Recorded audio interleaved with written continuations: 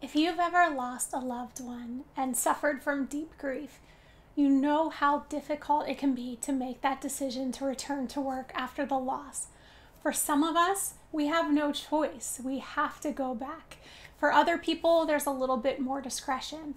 Because there are so many factors that are involved with each person's personal decision whether to go back and when to go back after a loss, today I thought I'd break down for you some pros and some cons of returning to work to help you make that decision if you have to make it. Stay tuned.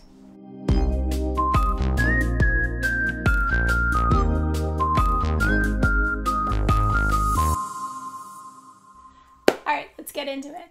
So, like I said earlier, there are a lot of factors that go into the decision to returning to work after a loss, and some of them are out of your control. I figured I would start with the cons of going back to work first, and then I'll end with the pros so we end in a little more positive light in case you don't have the choice whether or not you go back. I do have my notes here, so I'm going to be looking down occasionally to remind me of what those pros and cons are. So, the first con is kind of the most obvious one, and that is emotional strain. Obviously, after you lose someone you love, you're emotional. Your emotions are all over the place. You're a mess. You might have those waves of grief where you are crying. You might have times when you're okay, but when you go back to work, sometimes you don't have control over that, and it can be overwhelming and sometimes even embarrassing if you have one of those crying moments when you return to work. So that emotional strain of having to go back, face reality, you feel like the world is moving on, can definitely be a con. The next con is another pretty obvious one, and that is exhaustion. For me, this was one of the main things with me going back to work. Grief medically just messes up your body. If you are in deep grief, you are so tired all of the time. Your body is physically going through things, trying to get you through your trauma and your loss. And because of that, you have a distinct lack of energy, which when you're trying to go work a full-time job or even a part-time job, especially if your job is really physical or you have to be very outgoing, it can just be utterly exhausting. So that exhaustion and that tiredness is definitely a con. The third con I came up with kind of along the same lines is lack of focus. So probably all heard about grief brain. So when you are in deep grief, your brain has trouble processing things. It's also known as brain fog. I definitely experienced this myself, but you actually have trouble remembering things and figuring things out. Because your brain is trying to kind of quantify and deal with the loss that you've experienced. And because your brain is taken up doing that work, it makes the work of other little mundane things that you're supposed to remember that much more difficult. So in a work situation, that can be difficult if you're supposed to be meeting deadlines or getting things done by a certain time during the day, or even just putting your focus into one thing that you're supposed to be accomplishing during the day. It can make it pretty challenging. The next con is, I think, kind of a big one, and I think this happened to me a little bit. A con of going back to work can be interrupting the grieving process. So again, depending on your job, if you go to work as a way to get away from dealing with your grief, then that can be bad. It can prolong that grief. A lot of people find that when they go back to work, that is a place where they are not crying because they're concentrating on what they need to do for their job and not concentrating on the grief that they are feeling. So you kind of compartmentalize, and if people take that too far, it can actually lengthen that grieving process because your body and your brain are not dealing with the emotions that you should be feeling because you're kind of stuffing them down so that you can accomplish your job. And the last con, my fellow introverts will feel this one, it's peopley out there. If you work at a job where you have coworkers, which the majority of people do, man, when you're grieving, and especially just in general, if you're introverted and you're someone who likes to isolate a little bit more and not be around a ton of people, if that's not energizing for you, if that's draining, work can be so peoply and it can just, that exhaustion of having to answer a million questions and deal with people who are wonderfully concerned about you. You know, it's amazing that people will do that. And I know my coworkers, like, I constantly had people coming up to me and giving me hugs and whatever, but if you're introverted, sometimes that can just be emotionally as draining as trying to finish the work that you're supposed to be finishing for your job. All right, so those were the cons that I came up with. Let's head over to the little more positive aspects that you can find when you return to work. Okay, so my first pro is getting back into a routine. A lot of people, when they are in deep grief, understandably, you have those days, especially once all of the craziness of dealing with the funeral and paperwork and all that kind of stuff is done.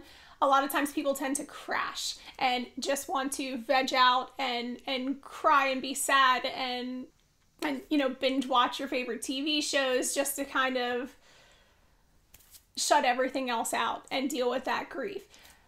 Having to go back to work, though, can kind of get you back into that normal routine of having to get up at a particular time, making sure that you are dressed, hopefully having something to eat, and leaving your house every now and then. And that can really be invaluable for a lot of people.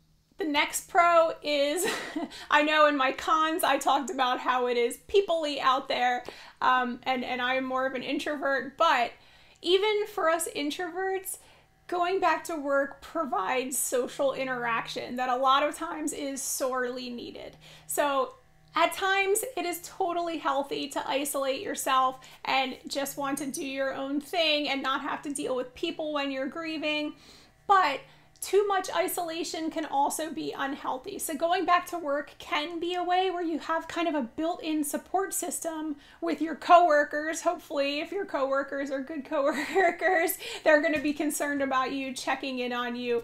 And even if they're not talking about your grief, which a lot of people don't like to kind of open up about that, then just talking about everyday things can a lot of times make you feel better. It's kind of strange, but just those everyday little interactions can tend to boost your mood a little bit.